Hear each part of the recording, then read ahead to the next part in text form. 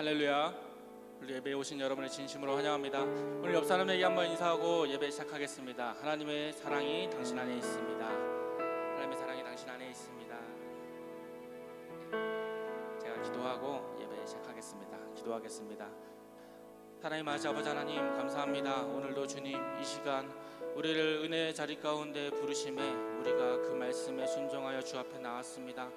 하나님 그 은혜에 감사드리며 아버지 하나님 오늘도 주의 말씀 우리의 심령 가운데에 심겨놓고 나아가기 원하오니 주여 그저 왔다가 그저 가는 사람 단 한 명도 없게 하시고 오직 아버지 하나님의 그 신실하신 사랑을 경험하며 하나님 앞에 감사하며 주님 앞에 기도와 또 찬양 올려드릴 수 있는 저희에게 오늘 이 시간을 축복하여 주시옵소서.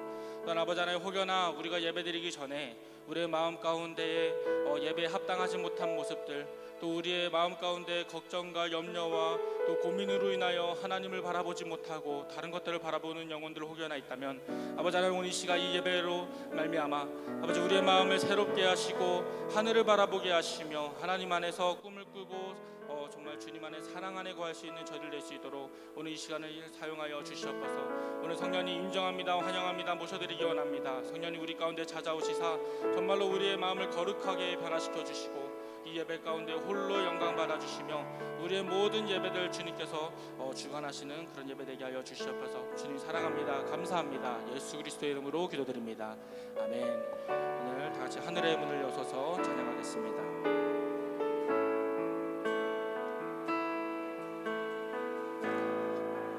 하늘의 문을 여소서 이곳을 주목하소서 주를 향한 노래가 꺼지지 않으니 하늘을 열고 보소서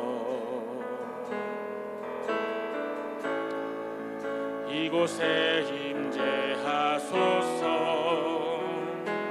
주님을 기다립니다. 기도의 양기가 하늘에 닿으니 주여 임재하여 주소서 이곳에 오셔서 이곳에 앉으소서 이곳에서 드리는 예배를 받으소서 주님의 이름이 주님의 이름만이 오직 주의 이름만 이곳에 있습니다. 우리 한 번 더 고백하겠습니다. 하늘의 문을 여소서 하늘의 문을 여소서 이곳을 주목하소서 주를 향한 노래가 꺼지지 않으니 하늘을 열고 보소서 이곳에 임재하소서 이곳에 임재하소서 주님을 기다립니다. 기도의 향기가 하늘에 닿으니 주여 임재하여 주소서 이곳에 오셔서 이곳에 앉으소서 이곳에서 드리는 예배를 받으소서 주님의 이름이 주님의 이름만이 오직 주의 이름만 이곳에 있습니다. 이곳에 오셔서 이곳에 오셔서 이곳에 앉으소서 이곳에서 드리는 예배를 받으소서 주님의 이름이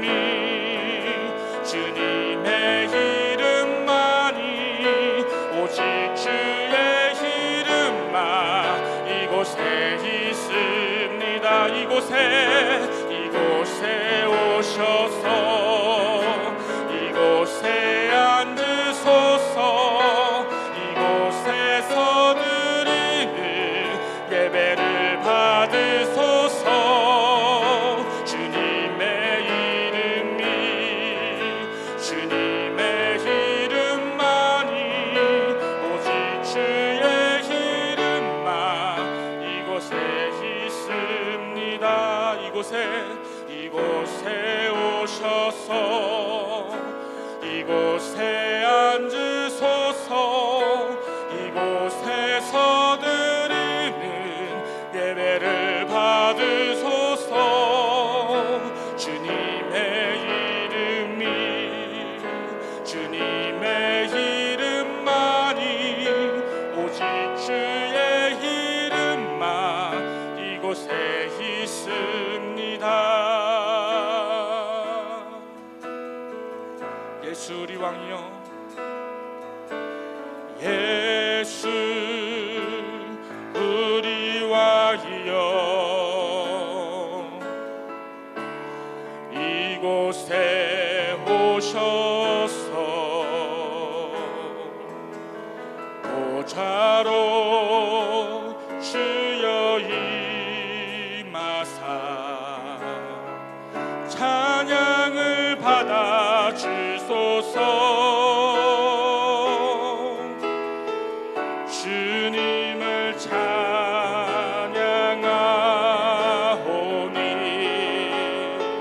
주님을 경배하오니 왕이신 예수여 오셔서 자정하사 다스리소서. 예수 우리 왕이여, 예수 우리 왕이여, 이곳에 오소서. 보좌로 주여 임하사 찬양을 받아 주소서. 주님을 찬양하오니 주님을 경배하오니 왕이신 예수여 오셔서 자정하사 다스리소서. 주님을 찬양하오니 주님을 찬양하오니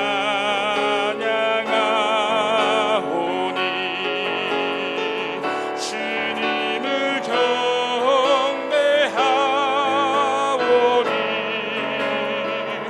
왕이신 예수여 오셔서 자정하사 다스리소서. 주님을 찬양하오니 주님을 찬양하오니 주님을 경배하오니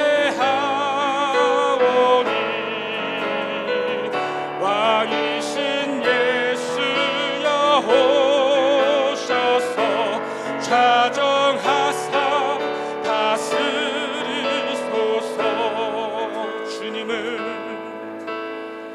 주님을 찬양하오니 주님을 경배하오니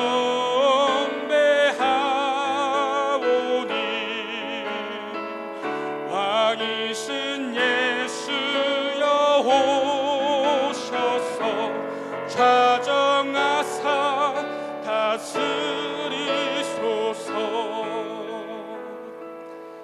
주님, 오늘 이 시간 우리가 주 앞에 예배합니다. 하나님, 우리가 의지했던 것 무엇입니까? 하나님, 우리가 혹여나 주님 아닌 다른 것을 우리 마음 가운데 품었습니까? 하나님 아버지 하나님의 선하심이 우리 가운데 정령 따르오니 주여 오늘 이 시간 주님을 붙잡게 하여 주시옵소서. 우리 마음 가운데 다른 것 두지 아니하게 하소서. 오늘 이 시간 주님만 바라보며 예배하겠습니다. 하나님 우리의 예배를 받아 주시옵소서. 우리 다 같이 이런 마음 가지고 주의 이름 한 번 외치면서 다 같이 통성으로 기도하겠습니다. 주여 주여 아버지 하나님 주님 앞에 기도합니다. 하나님이 오늘 시간 주님만을 의지하며 하나님 앞에 경배하며 주 앞에 나아가오니 하나님 예배하는 자마다 아버지 그의 마음들을 아버지 감찰하시고 아버지 그들의 마음을 그들의 기도를 들어 주시옵소서. 아버지 하나님 우리가 기도할 때에 주님께서 아버지 귀 기울인다고 하셨습니다. 하나님 정말 우리의 마음 가운데 아버지 하나님과 그 하늘의 뜻만을 거두어 아버지 하나님의 할렐루야 할렐루야 할렐루야. 아버지의 은혜를 주시고 도와주시기를 간절히 원합니다. 하나님의 크신 은혜 가운데 함께 하시고 도와주옵소서. 이 시간 이 예배를 주관하여 주시고 하나님의 통치가 나타나게 도와주시고 하나님의 영광이 나타나게 도와주옵소서. 우리 살아계신 하나님의 은혜가 이 자리에 넘쳐나게 도와주옵소서.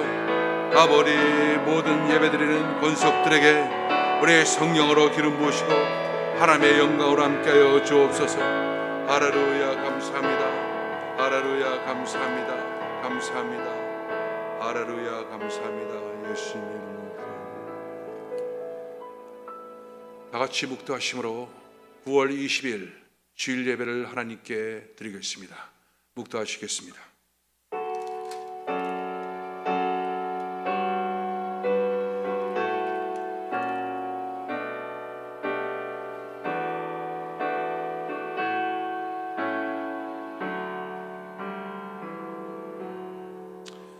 만군의 여호와여 주의 장막이 어찌 그리 사랑스러운지요. 내 영혼이 여호와의 궁정을 사모하여 세약하며 내 마음과 육체가 살아계신 하나님께 부르짖나이다. 나의 왕 나의 하나님 만군의 여호와여 주의 제단에서 참새도 제집을 얻고 제비도 새끼들 보금자리를 얻었나이다. 주의 집에 사는 자들은 복이 있나니 그들이 항상 주를 찬송하리이다. 주께 힘을 얻고 그 마음의 시온에 데려가 있는 자는 복이 있나이다. 그들이 눈물 골짜기로 지나갈 때 그곳에 많은 샘이 있을 것이며 이른 비가 복을 채워주나이다. 주의 궁창에서의 한날이 다른 곳에서의 첫날보다 나은즉 악인의 장막에 사는 것보다 내 하나님의 성전 문지기로 있는 것이 좋사오니 만군의 여호와여 주께 의지하는 자는 복이 있나이다. 아멘. 사도신경으로 신앙 고백합니다. 전능하사 천지를 만드신 하나님 아버지를 내가 믿사오며 그 외아들 우리 주 예수 그리스도를 믿사오니 이는 성령으로 잉태하사 동정녀 마리아에게 나시고 본디오 빌라도에게 고난을 받으사 십자가에 못 박혀 죽으시고 장사한 지 사흘 만에 죽은 자 가운데서 다시 살아나시며 하늘에 오르사 전능하신 하나님 우편에 앉아 계시다가 저리로서 산자와 죽은 자를 심판하러 오시리라. 성령을 믿사오며 거룩한 공예와 성도가 서로 교통한 것과 죄를 사하여 주시는 것과 몸이 다시 사는 것과 영원히 사는 것을 믿사옵나이다. 아멘. 찬송가 391장으로 하나님께 영광 드립니다.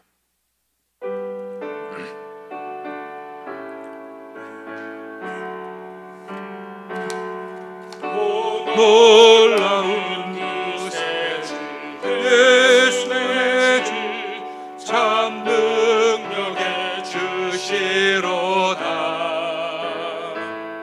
큰 바위 밑 안전한 그곳으로 내 영혼을 숨기시네. 내 마른 땅을 종일 걸어가도 나 피곤치 아니하며 저 위험한 곳 내가 이를 때면 큰 바위에 숨기시고 주 손으로 덮으시네. 오 놀라운 구세 주 예수 내 주 내 모든 짐 벗기시네.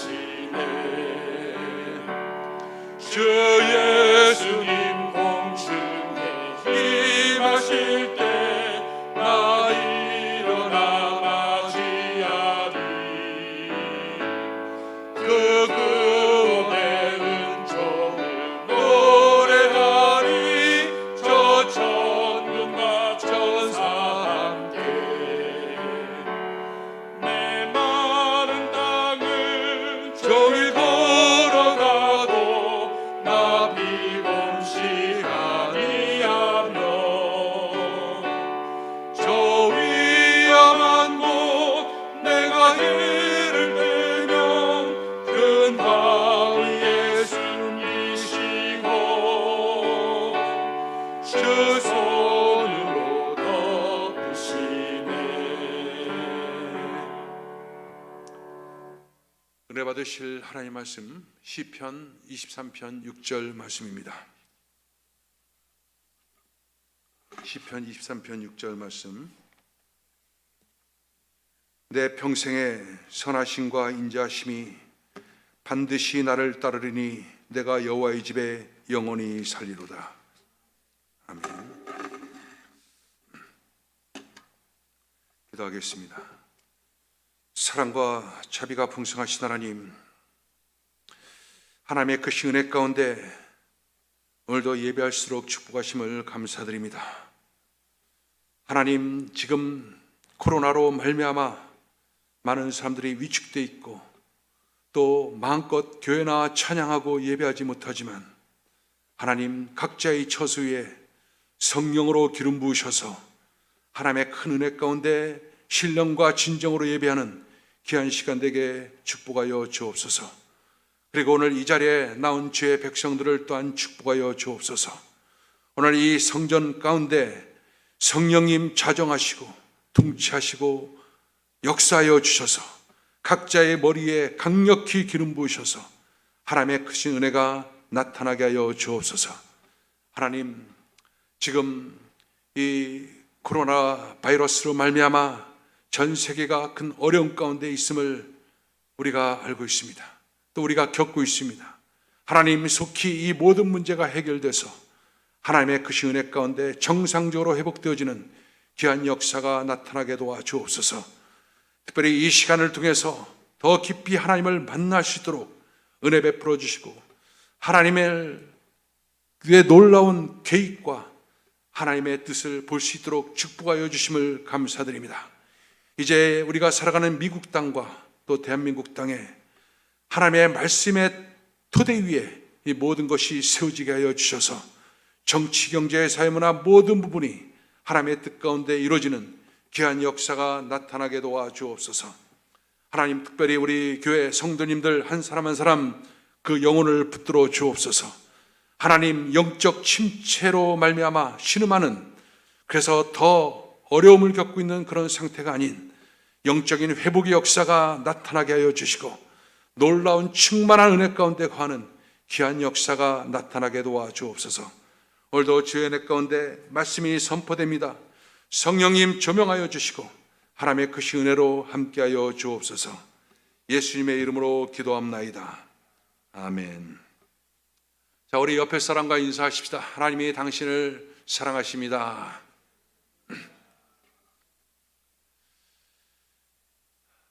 자, 여러분, 오늘 저는 여러분과 함께 여호와의 집에 영원히 거하리로다, 이와 같은 제목으로 말씀을 드리도록 하겠습니다. 지금 교회가 셧다운된 지가 벌써 2달이 지났습니다. 교회가 셧다운되면서 온라인으로 예배가 전환되면서 우리는 시편 23편 말씀, 이 말씀을 통해서 바로 목자 되신 하나님, 목자를 하나님으로 모시고 있는 인생이 얼마나 복이 있는 삶인가, 이것을 계속해서 나눠봤습니다. 오늘은 그 마지막 시간입니다. 우리가 지금까지 나눴던 것처럼 이 시편 23편은 다윗이 썼던 신앙 고백입니다. 다윗은 자신의 인생 속에서 정말 하나님이 목자가 되시고 자기 인생을 인도했음을 그는 고백하고 있습니다. 그는 자기의 영혼이 그 빈잔이 꽉 채워지는 역사, 그 넘치는 역사가 있기까지 하나님께서는 그 모든 피를 채우시고 영혼의 그 모든 것들을 소생시키고 또 하나님의 이름을 위해서 살 수 있도록 했던 것을 그는 고백하고 있습니다. 다윗의 인생은 우리가 알고 있는 것처럼 파란만장한 그런 인생이었습니다. 그는 사망의 음침한 골짜기를 수없이 들락거렸습니다. 그럼에도 불구하고 그 위기 속에서 더 큰 하나님의 보호하심과 더 큰 하나님의 위로하심이 그에게 있었음을 이 시편을 통해서 그는 고백하고 있습니다. 자신을 죽이고자 하는 그 대적들, 그 원수들 앞에서 하나님이 밥상을 차려주시고, 그리고 하나님께서 자기같이 천하고 낮은 인생을 그대로 돌봐주시고 또 가족으로 이끌어주시는 그런 은혜를 체험했다라고 그는 고백을 합니다. 그리고 기름 부으심을 통해서 그 임하는 놀라운 은혜, 그 성령의 생수가 그에게 충만히 임함으로써 그 말할 수 없는 환희, 그 기쁨 가운데 그는 있을 수가 있었고, 그리고 무엇보다도 그 영혼 속에, 그 빈장과 같은 그 영혼 속에 바로 하나님께서 끊임없이 선하심과 그 인자하심으로 충만히 채워주심으로 그는 하나님의 큰 은혜가 있었음을 그는 고백하고 있습니다. 많은 염려가 있었습니다. 많은 갈등이 있었을 것입니다. 그런데 끊임없이 그를 추적해오는 그 하나님의 인자하심, 하나님의 그 선하심, 그것이 있었기 때문에 그는 그 모든 것을 극복할 수 있었음을 그는 고백하고 있습니다. 이렇게 다윗이 시편 23편 말씀을 통해서 그 하나님의 놀라운 은혜를 찬양하고 있습니다. 그런데 이 모든 찬양을 하면서 그는 이제 마지막 6절에 가서 그 결론적 선포를 하고 있는 것을, 또 결론적 고백을 하고 있는 것을 우리에게 보여주고 있습니다. 그는 말합니다. 내가 여호와의 집에 영원히 거하리로다.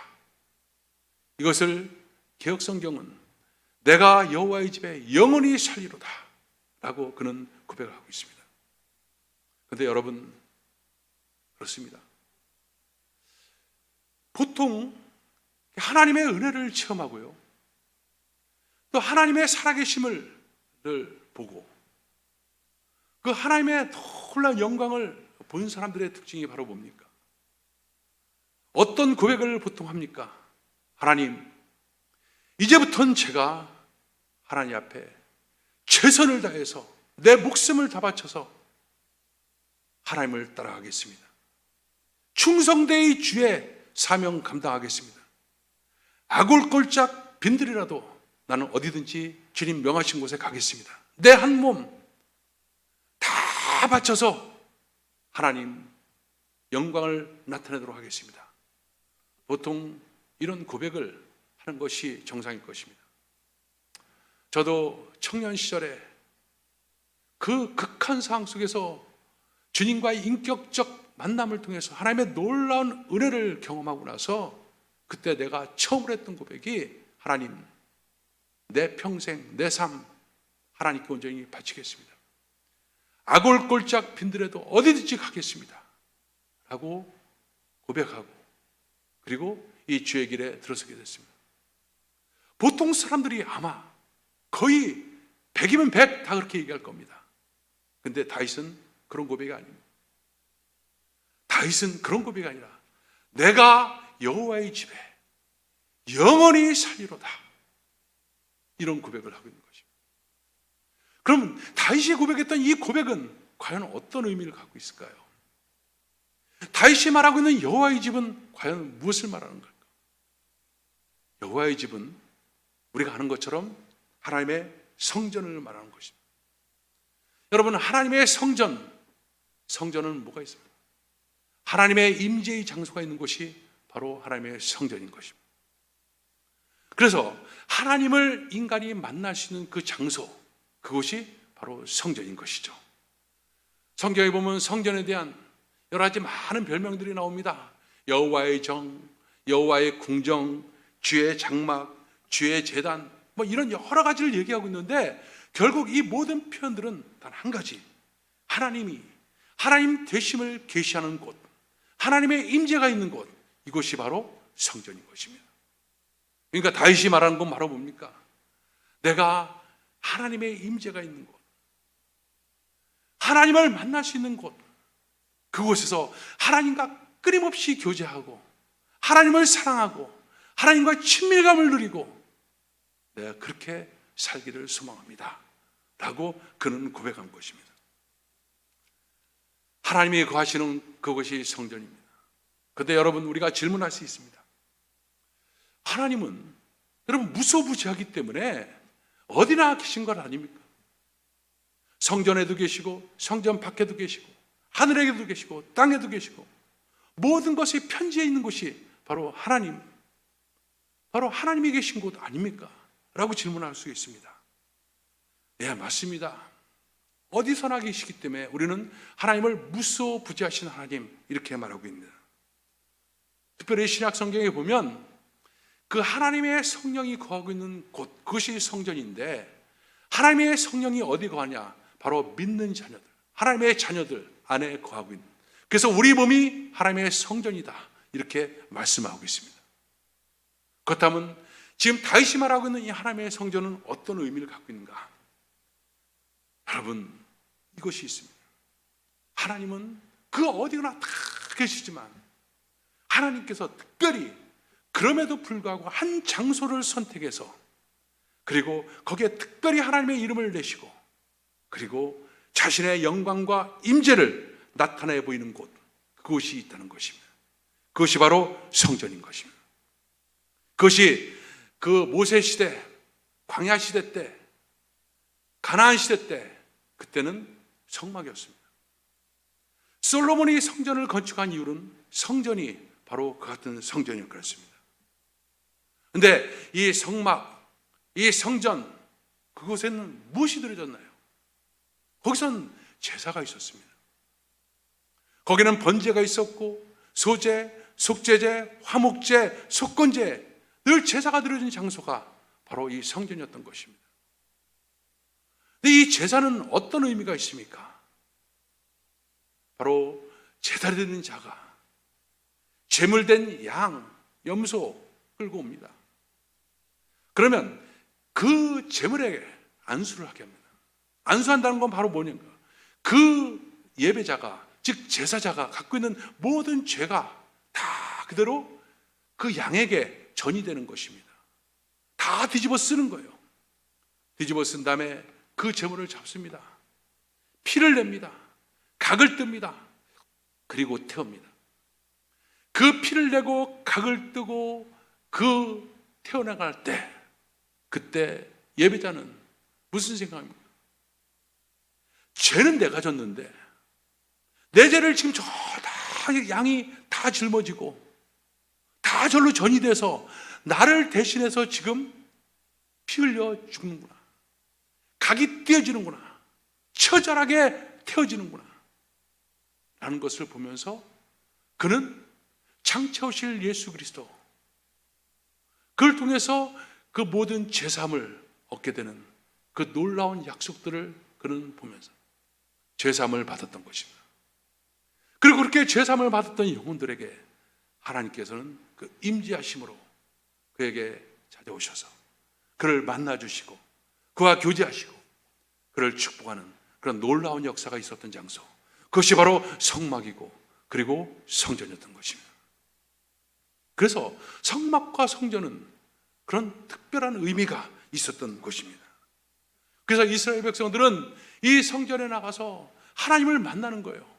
만나기 전에 자기의 죄 문제를 해결하고 그리고 하나님의 거룩한 영광, 그것을 간절히 바라고 사모하면서 성전 앞에 나갔던 것입니다. 그리고 그곳에서 정말로 하나님을 만남으로 놀랄만한 새 힘을 공급받고 그리고 돌아갈 수 있었던 그 장소, 그것이 바로 성전이었던 것이죠. 그래서 이스라엘 백성들은 예루살렘 성전을 중심으로 살았습니다. 특히 남자들은 1년에 3번 바로 유월절이 되고 오순절이 되고 장막절이 되면 그 어디에 있든지 간에 다 성전에 옵니다. 성전에 와서 그들은 제사를 드립니다. 그들 가운데는 돈이 있는 사람도 있고 돈이 없는 사람도 있습니다. 형편이 좋은 사람도 있고 형편이 안 좋은 사람도 있었을 거예요.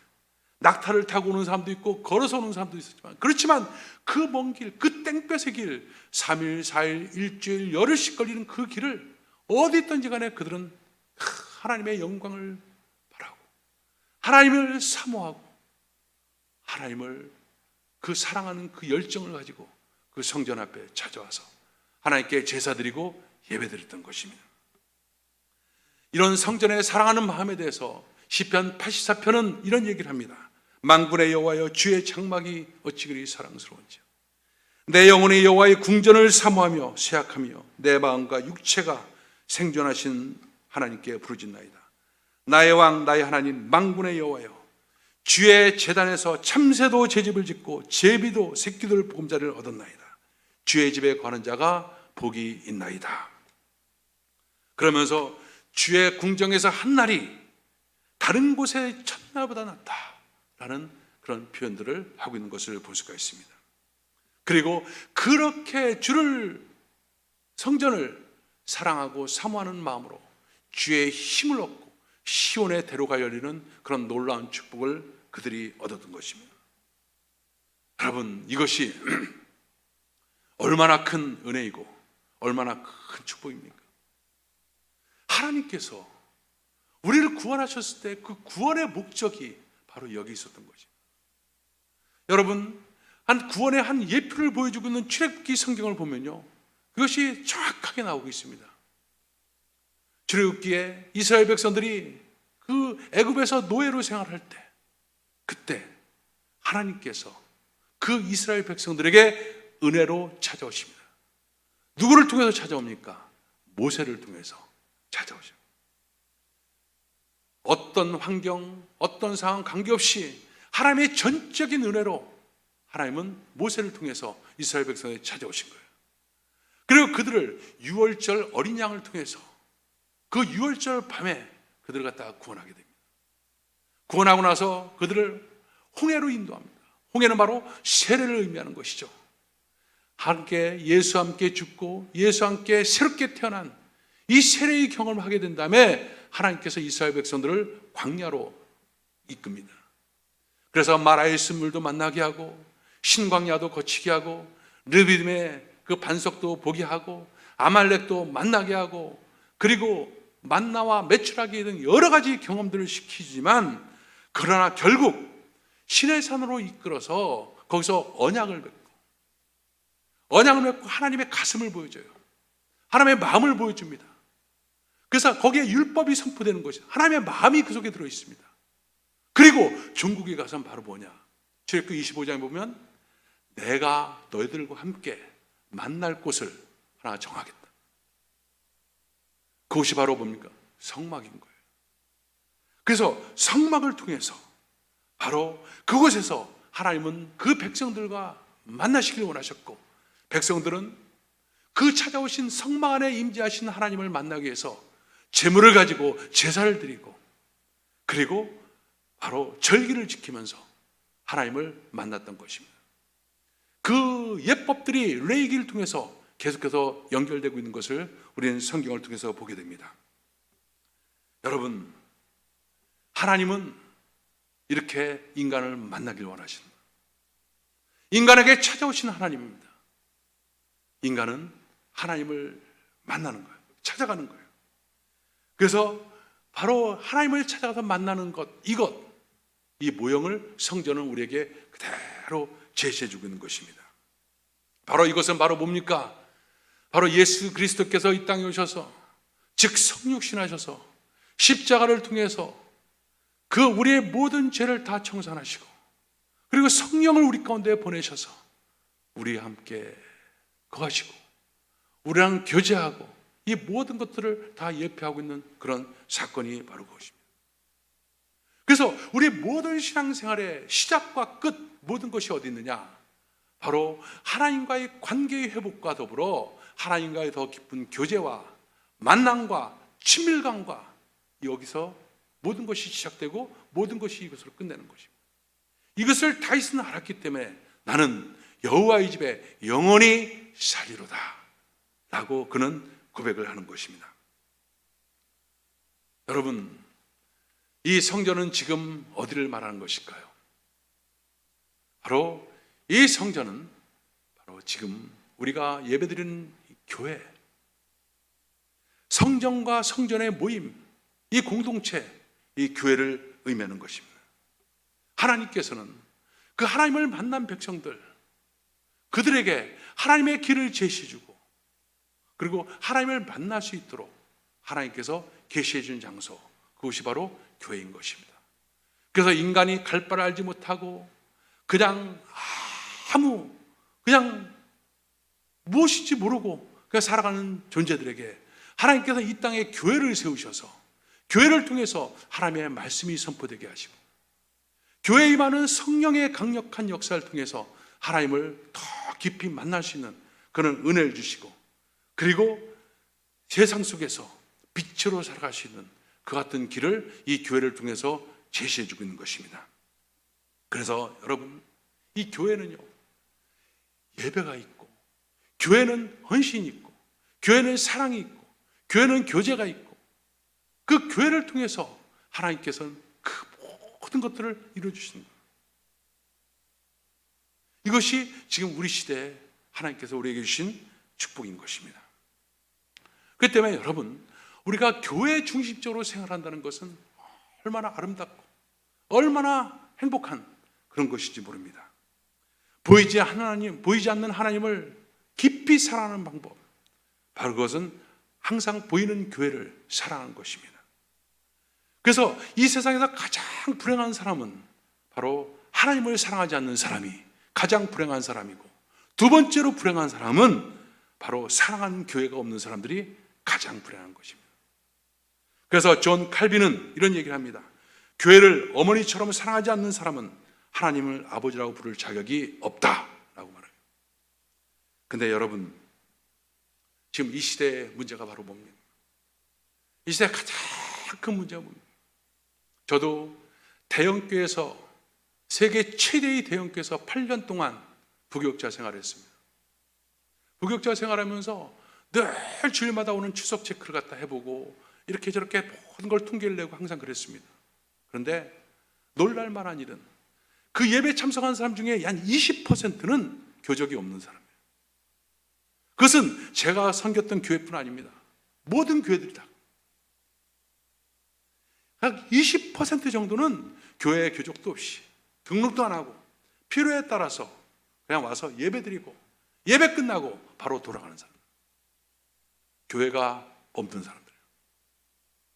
교회가 없기 때문에 그냥 예배는 드리지만 그 속에서 얻게 되는 그 시온의 대로의 축복, 그 놀라운 그 생명샘이 흐르는 그런 놀라운 은혜, 이것을 경험하지 못하는 것입니다. 그런데 지금 너무나 힘들고 어려운 부분들이 바로 이 코로나, 이 바이러스로 말미암아 지금은 인터넷 시대가 되어버렸습니다. 인터넷 시대. 인터넷 시대가 돼갖고 지금은 집에서 예배드립니다. 지금 집에서 예배드리는 거 하나님께서 허락한 시간입니다. 하나님이 허락한 시간이지만 이 허락한 시간은 또 일정 기간이 지나면 또 이 문은 닫히게 되어 있습니다. 그러면 하나님께서 허락하신 방법은 하나님께서 함께 성도들의 모임, 이 교회를 통해서 하나님은 생명을 공급하고 하나님의 놀라운 영광을 보여주시고 하나님의 은혜 가운데 거하게 하시는 것입니다. 우리가 지금 코로나 때문에 많은 어려움들, 많은 회복의 역사를 지금 기대하고 있지만, 간구하고 있지만 그 중에 빼놓을 수 없는 가장 중요한 것이 바로 뭡니까? 예배가 회복되어지고 성전 중심적 생활, 이것이 회복되어지는 것입니다. 그런데 이 코로나 사태와 달리 지금은 교회들이 주중에 월요일부터 토요일까지 텅텅 비어 있습니다. 어디 차를 몰고 어디 돌아다녀도 교회가 앞에 항상 보여도 주차장에 텅 빈 공간. 건물은 거창해요. 그러나 텅 빈 교회. 그 텅 빈 교회는 담임 목사 정도 혼자 그냥 사무실에서 앉아있는 것. 이게 어쩌면 전부일 수도 몰라요. 그리고 주일날만 모이는 성전의 그 놀라운 영광과 기쁨을 상실하는 시대, 그 시대에 지금 우리가 살아가고 있는 것입니다. 여러분, 왜 성전 중심적 예배가 중요한지 아십니까? 구약시대 때 이스라엘 백성들이요, 바로 성막에 나가서 성전에 나갈 땐 제물을 가지고 나갔습니다. 양, 염소, 소 가지고 나갔습니다. 그런데 여러분, 이 제물을 누가 대신했습니까? 바로 예수 그리스도가 예수 그리스도가 제물을 대신했기 때문에 예수 그리스도 이름으로 예수 그리스도의 제물로 삼아 드리는 우리 예배는 우린 따로 제물을 갖고 가지 않습니다. 그러나 제물 대신 예수님께서 우리에게 원하시고 요구하는 것이 있으면, 제물은 내가 됐으니 너희들은 이제 그만한 헌신이 너희 속에 있어야 된다는 것이죠. 즉 너희 자신이 내가 제물이 되지만 너희 자신이 헌신된 모습으로 제물이 되라. 예배를 드릴 때 너희 자신이 제물된 모습으로 예배를 드려라. 이것이 여러분 집에서 드리는 인터넷 예배와 성전에 드리는 예배의 큰 차이예요. 여러분 오늘 성전에 지금 여기 많은 분들이 오셨지만 오늘이 제일 많이 온 것 같아요. 우리가 불법적으로 예배 드리는 것 같지만, 근데 여러분 오실 때 어떻게 오셨습니까? 오늘 오시기 위해서 여러분 아침에 일찍 일어나서 샤워를 해야만 했고, 또 건강을 또 챙기고, 또 화장도 하고, 옷도 다 제대로 챙겨 입고, 그리고 차를 타고 운전하고 이 자리까지 왔습니다. 이것이 바로 뭐예요? 여러분 스스로 제물이 되어 있기 때문에 그런 준비를 하고 오는 것입니다.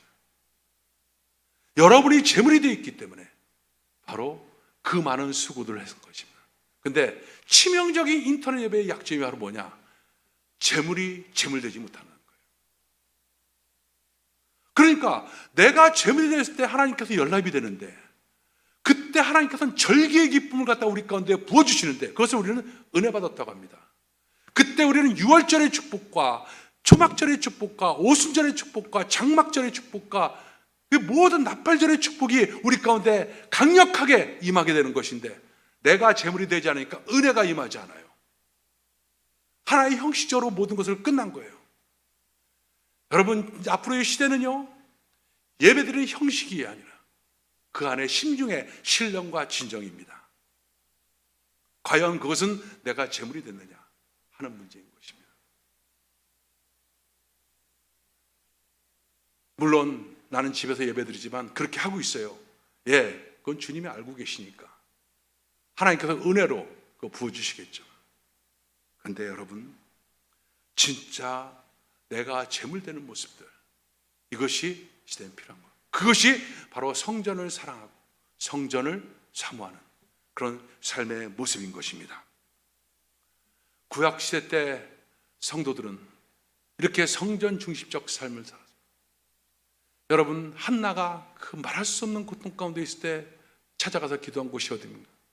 바로 성전인 거예요. 이스라엘 백성들이 바벨론의 포로로 끌려갔다가 다시 돌아올 때 가장 먼저 그들에게 세워야만 했던 가장 중요했던 것이 보면 성전인 거예요.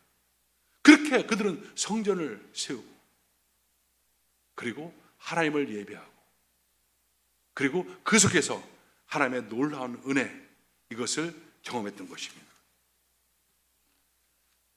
바로 성전에서 살았던 그런 은혜가 그들에게 있었던 것입니다. 전에도 한번 말씀드렸지만, 제가 선교사로 나갔을 때는 교회를 건물을 짓고 건축하는 선교사가 되려고 선교사를 나갔던 건 아닙니다. 그런데 본의 아니게 선교 생활 5년 동안 선교사 하면서 건물을 갖다가 5개를, 교회 건축을 5개를 했어요. 5군데. 물론 지금처럼 돈이 많이 드는 건축이 아닙니다. 하나 짓는데 5,000불, 10,000불. 지금도 제가 세웠던, 개척했던 교회, 거기서 따로 떨어져 나간 지교회가 있는데, 이 지교회가 저에게 페이스북 통해서 연락이 12,000불이 필요하다, 교회 건축을 하는. 그래서 기도해달라고 나한테 오기도 해요. 그 정도가 돈이 든다는 거예요. 근데 왜 교회 건축을 했느냐? 할 의도가 없었어요. 근데 교회 건축을 안 하고 그냥 학교 운동장 한쪽 구석에서 천막 밑에서 모이니까 비가 오고 우기철이 되면 모일 수가 없는 거예요. 그리고 학생들이 학교 끝나고 갈 데가 없는 거예요. 집이 너무나 힘든 그런 어떤 부르꾸르진 어떤 그런 집들 속에서 공부할 수 있는 것도 아니고. 그래서 그때 생각했습니다. 여기다 교회라고 하는 한 건물을 짓고 나면 이 교회가 바로 중심적인 역할을 하겠다. 그래서 막 기도하고 후원자를 갖다 물색해서 건물을 졌는데, 짓고 나니까 이제 학생들이, 우리 초등학교 다니는 학생들이 끝나고 나면 교회로 가는 거예요. 거기서 공부도 하고 놀기도 하고, 그리고 그 장소가 마을 회관처럼 돼갖고 마을 사람들이 모여서 회의도 하고, 늘 모든 것의 중심이 되는 거예요.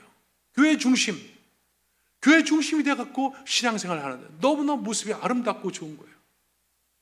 저는 초대교회 때 모습이 바로 이런 모습이 아니었는가 하는 생각이 들어요. 그래서 계속해서 교회를 개천한 곳마다 그 산골짜기에다가 그 교회를 건축하게 됐어요. 그 건축했던 교회들이 지금도 다 여전히 살아서 지금 예배드리고, 그리고 하나님을 섬기고 있습니다. 근데 그 생각을 해봐요. 그때 내가 건물을 짓지 않았다면 교회로서 계속 존재하고 있었을까 하는 퀘스천이 여기 있습니다. 물론 성령께서 하시는 일이고 하나님이 하시는 일이지만, 언젠가 다시금 방문해서 그들을 격려하고 축복하고 위로하는 그런 시간을 갖고 싶기도 합니다.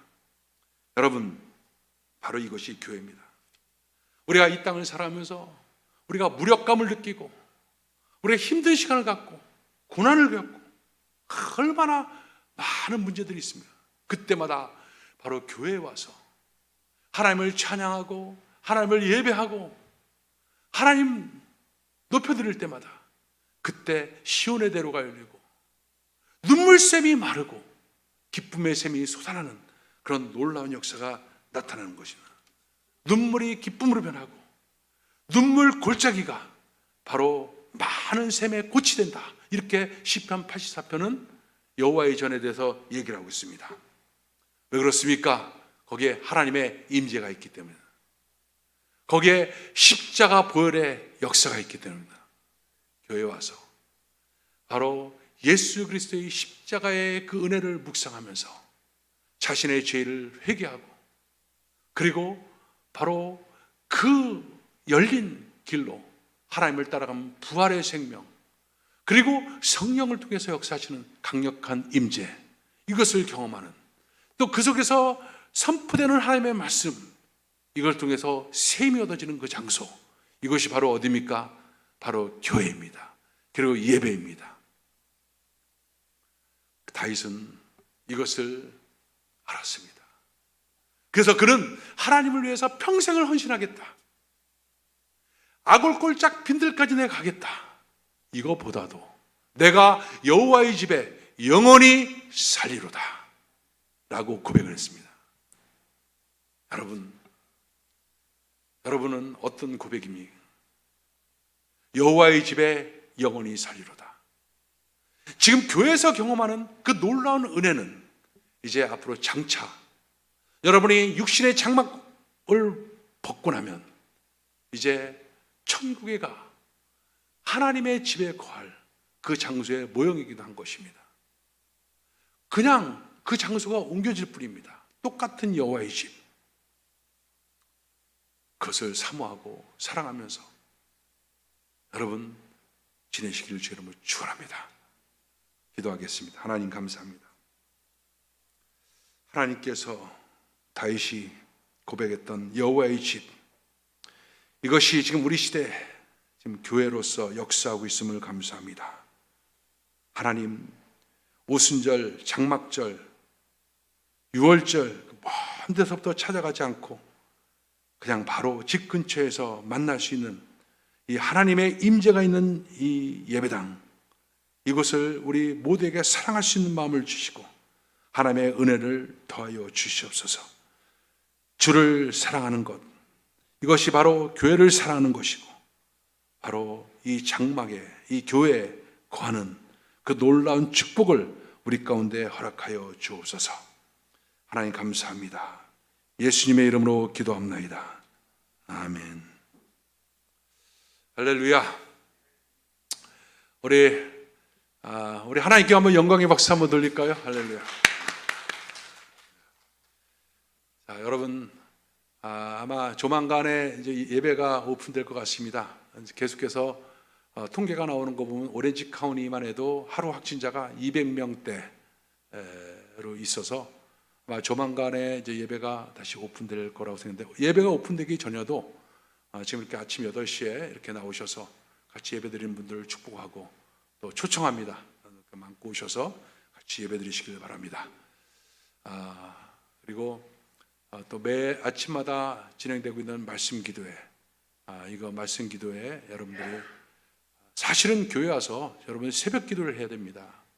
그리고 여기서 찬양하고 말씀 듣고 기도하고 예배해야 됩니다. 근데 그렇게 할 수 없으니까 지금 말씀 기도회라고 하는 어떤 그냥 방법을 지금 사용해서 지금 하고 있습니다. 최소한 이 말씀 기도회라도 아침에 듣고 그리고 늘 하나님의 은혜 가운데 가시길 바랍니다. 또 여러분 아시는 분은 아시겠지만 또 우리 교회 기쁜 소식 중에 하나는 우리 국중현 우리 간사 우리 보민 자매가 임신을 해서 지금 예정일이 10월 2일입니다. 10월 2일인데 아무래도 좀 뭐 잘 모르는데 의학적인 것은 잘 이렇게 순산될 수 있도록 여러분들이 좀 기도해 주시면 너무 감사하겠고, 지금 현재 상황은 이제 제왕절개 수술을 해야만 하는 그런 상태가 되는데 하나님께서 또 성령을 통해서 만져주시면 또 순산이 또 이루어지는 거 아니겠습니까? 그래서 우리 보민자매 우리 순산을 위해서 여러분들이 좀 계속 기도해 주시고, 그리고 보통 이렇게 아이가 탄생되기 전에 미국에서는 베이비 샤워라고 해요. 그래서 미리 다 초청해서 뭐 그냥 이렇게 축복도 하고 축하도 하고, 근데 이 초청받은 사람들이 그냥 빈손으로 가는 게 아니라 그 아이에 필요한 여러 가지 용품들, 특별히 이제 캐시, 이제 그런 봉투 뭐 이렇게 해가지고 다 해가지고 미리 애 탄생 전에 가서 축복하고 또 이렇게 하는 거예요. 그렇게 뭐 옷도 사갖고 가고 뭐 이것도 사갖고 가지만 제일 중요한 건 지금 시대는 캐시가 제일 좋죠, 역시. 그래서 그렇게 해서 하는데 이번 코로나 때문에 그걸 못 하는 거예요. 여러분을 다 초청하고 싶은데 그걸 못 하는 거예요. 그래서 지금 그냥 베이비 샤워도 없이 이제 아이를 합니다. 근데 지금은 참 좋은 시대가 돼갖고 온라인으로 얼마든지 물품을 보낼 수 있는 그런 시대에 우리가 지금 좀 살아가고 있어요. 그래서 여러분들 마음으로 격려하시고 또 축복하시는 그런 은혜가 있기를 바랍니다. 이것이 주 안에서 교회에서 누리는 함께 상통하고 유무하고 유무상통하며 누리는 친교이고 교제인 줄 믿습니다. 할렐루야. 드린 물질 하나님께 올려드리겠습니다. 하나님 감사합니다. 귀한 물질을 하나님께 올려드립니다. 드린 손길마다 축복하여 주시고 하나님의 큰 은혜로 함께하여 주옵소서. 이 물질이 하나님 나라에 귀하게 쓰여지도록 주님 역사하여 주옵소서. 감사합니다. 지금은 우리 주 예수 그리스도의 무한하신 은혜와 아버지 하나님의 극진하신 사랑과 보혜사 성령님의 내주하시고 교통하심이 오늘 예배 참석한 모든 성도들, 예배드리는 모든 성도들 삶 속에 지금부터 영원토록 함께할지어다. 아멘.